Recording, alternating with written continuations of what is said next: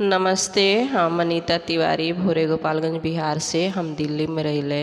एगो माता रानी के गीत सुनावतनी। अच्छा लगी तो लाइक करब, शेयर करब, कमेंट करब, चैनल हमारा सब्सक्राइब करब। धन्यवाद।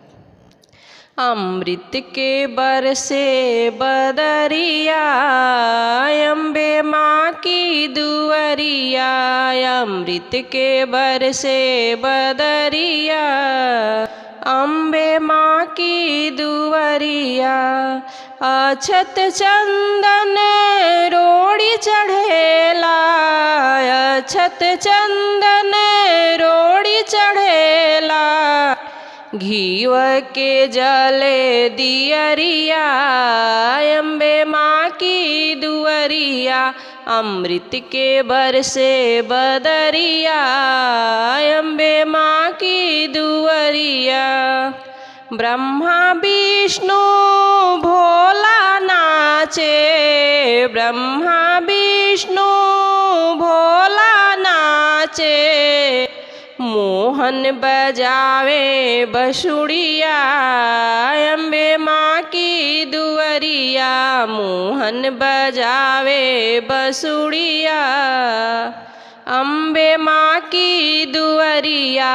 अमृत के बरसे बदरिया, अम्बे माँ की दुअरिया।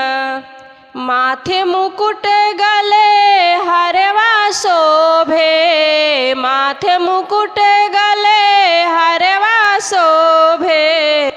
चमकेला लाली चुनरिया, अम्बे माँ की दुअरिया। अमृत के बरसे बदरिया, अम्बे माँ की दुअरिया। अमृत के बरसे बदरिया, अम्बे माँ की दुअरिया। हाथ में कंगना कमर कर धनिया, हाथ में कंगना कमर कर धनिया। पाँव में बाजे पैजनिया, अम्बे माँ की दुअरिया। पाँव में बाजे पैजनिया, अम्बे माँ की दुअरिया।